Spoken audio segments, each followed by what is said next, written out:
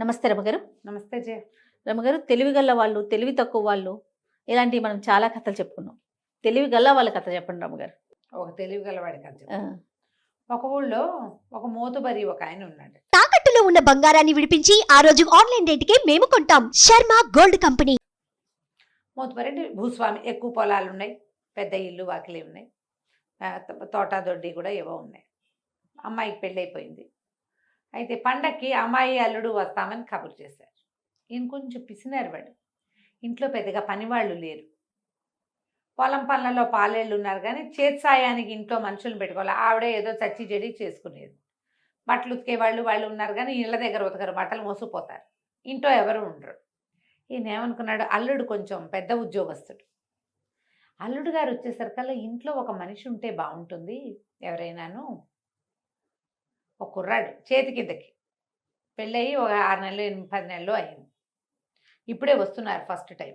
కిందసారి వాళ్ళు వచ్చినప్పుడు పెళ్ళిళ్ళ హడావిడిలో ఎవరో పని వాళ్ళు ఉన్నారు. ఇప్పుడు ఎవరు లేరు, ఇల్లు నెరాబాగా ఉంది. సరే, భార్యాభర్త వాకిట్లో కూర్చున్నారు. ఏమే సాయంత్రానికి అల్లుడు దిగుతాడు, మనిషి చూద్దామంటే కోటలు దాటుతున్నాయి వాళ్ళ కోరికలు. మరి ఎవరిని పెట్టుకోలేకపోయాము, మనిషి లేకపోతే ఎటాగే. చేసాయాన్ని కూడా వీళ్ళ ఇంట్లో మనిషి లేడని అనుకోవడం, నీళ్లు తోడుకోవటం, బట్టలు ఉతుక్కోవటం, బట్టలు దండమించి బట్టలు తెచ్చుకోవటం, అవన్నీ మన అమ్మాయా పెద్దింట్లో ఉండొచ్చింది, అదేం చేస్తుంది. చేయిస్తే మా పెళ్ళాన్ని వీళ్ళు పని చేస్తున్నారు అనుకుంటాడో ఏమిటోను.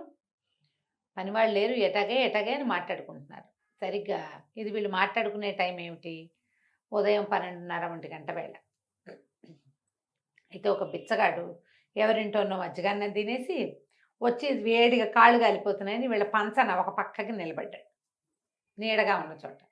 మాటలన్నీ విన్నాడు. వీళ్ళకి అర్జెంటుగా ఒక పనివాడు కావాలి, అంతేగా. సరే, ఏం చేశాడు, 4 అయ్యేదాకా నీడలోనే కూర్చున్నాడు. 4:30 5 అయ్యేసరికల్లా దూరంగా గుర్ర బండి కనపడుతుంది. ఏ లోపల కామంత్ గారు భార్య హైరాన్ పడుతున్నారు, అల్లుడు వచ్చేస్తున్నాడు. వీడు గబుక్కుని ఏం చేశాడు, వాళ్ళంతా వీధి సావిట్లో ఉండగా చటుకుని దొడ్డి వైపుకి వెళ్తే ఓ పక్కన నుయ్యి, బట్టలు కొని ఉతకడానికి పెట్టిన బట్టలు, ఆరేసిన బట్టలు ఏవో కనపడ్డాయి. అక్కడ ఉతకడానికి మేటేస్తారు కదా, ఆ మేటేసిన బట్టల్లో ఇంచి చటుక్కున ఓ పాత లుంగి, ఓ పాత చొక్కా చేతపుచ్చుకున్నాడు వాడు. అంతకుముందు వాడి దగ్గర చింకి బట్టలు ఉన్నాయి వాడి ఒంటి మీద. చకచకా ఏం చేశాడు, నువ్వు దగ్గర గభాల మొహం గడిగేసుకుని ఆ చింకి గుడ్డలు విప్పి ఓ పక్కన పెట్టుకుని బట్టల మేటలో ఇంచి విప్పిన బట్టలు ఉన్నాయిగా, అందులోంచి ఓ చొక్కా ఓ పంచా దొరకపుచ్చుకుని నడువు కట్టేసుకున్నాడు, చొక్కా వేసేసుకున్నాడు. వేసేసుకుని ఓ తువ్వాలు ఒకటి చిన్నది ఎర్ర తువ్వాళ్ళు ఉంటాయి, చేతులు తుడుచుకునే తువ్వాళ్ళు. ఇప్పుడు మనం అంటే 6 4 లెక్క ఉంటాయి. ఊళ్ళల్లో అలా ఉండేవి కాదు, చిన్న చిన్న బట్టలు. అందరూ వచ్చిన వాళ్ళందరికీ చేతులకు తువ్వాళ్లే ఇచ్చేవాళ్ళు, గావంచాలు నడువు కట్టుకునేవి. ఓ ఇంతది చేపాటి అంత ఉన్న దాన్ని తీసుకుని తలకు చుట్టుకుని చటుకుని వెళ్ళి వాకిట్లో ఉంచినాడు. గోడ వారకి నిలబడ్డాడు. ఇంతలో బండి వచ్చింది, ఆగింది. బండి ఆగగానే గోడవారి నుంచి బండి దగ్గరికి వెళ్ళాడు. అల్లుడు గారు బండిలో నుంచి దిగుతూ, ఓహో మావగారిని పని బండి పెట్టాడే మావగారు అనుకున్నాడు. ఇదిగోనో అని అందించాడు, పెట్టబుచ్చుకున్నాడు. ఇక అల్లుడు బండి దిగబోతుంటేనే ముందు పెట్టంది ఇచ్చాడుగా. అల్లుడు దిగుతుండగానే మోతుబరి గారు భార్య ఇద్దరు బండి దగ్గరకు వచ్చారు. ఓహో, అల్లుడు మనిషిని తెచ్చుకున్నాడు, చక్కగా ఆవిడ పెట్టబోసేస్తున్నాడని సంతోషించారు. అల్లుడు కూతురు ఇద్దరి దగ్గర. మనవాడేమో ముష్టివాడు ఆ పెట్టెలు పుచ్చుకుని లోపల తీసుకుపోయాడు. అక్కడి నుంచి అటు ఇటు తిరగటం మొదలుపెట్టాడు ఇంట్లో.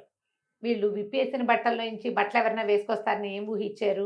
అంతకు 2-3 రోజుల ముందే వాళ్ళ ఇంటికి ఎవరో చుట్టాలు వచ్చారు. వచ్చిన వాళ్ళందరికీ తలా ఒక పంచా, తలా ఒక చొక్కా ఇచ్చారు 2 రోజులు వాడుకోవడానికి. ఆ బట్టలన్నీ అక్కడ బయటపడ్డాయి. ఆయన వేసుకునే బట్టలు కాదు, ఏదో ఎక్స్ట్రా బట్టలు, గుర్తు బట్టలు. అక్కడి నుంచి దొడ్లోకి వెళ్ళిపోయాడు, నీళ్లు తోడేశాడు, నీళ్ళ కాగు అంటించాడు. కనపడుతున్నాయి వస్తువులన్నీ. ఇప్పుడు మన ఇళ్లలో వెతుకులాట.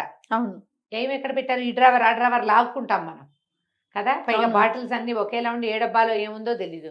పాతకాలపు ఇళ్లలో అలా ఉండేది కాదు. వెనకాల నూతికి ఒక చట్ట, ఓ పక్కన నీళ్ళ కాగు, బకెట్లు అవి కనపడేవి అన్నీ క్లియర్గా. కింద మంట కింద ఇంకో పక్కన ఎక్కడో గడ్డివాము కనపడుతోంది, అన్ని క్లియర్గా ఉండేవి. మోతుబరి గారితో విశాలంగా ఉంది.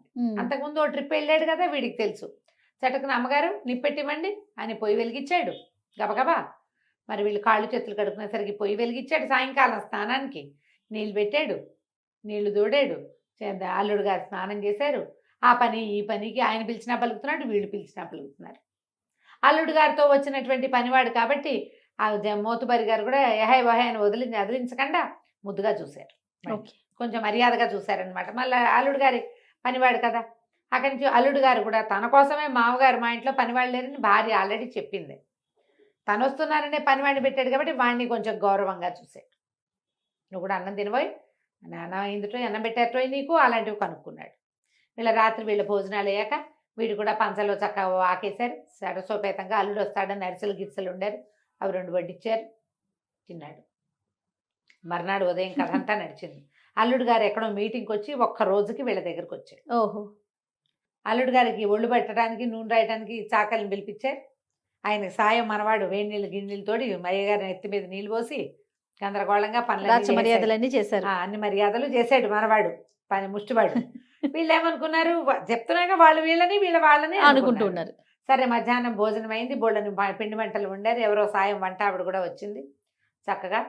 మరి అమ్మాయికి అన్ని డబ్బాల్లో మూట కట్టారు, మనవాడికి కూడా వచ్చిన దూతలో అన్ని మూట కట్టారు. వాళ్ళు ఏమనుకుంటున్నారు, అల్లుడితో వెళ్ళిపోతాడు కదా పనివాడు, అంతేగా, అందుకని ఆ దూత వాడి చేతిలో పెట్టారు.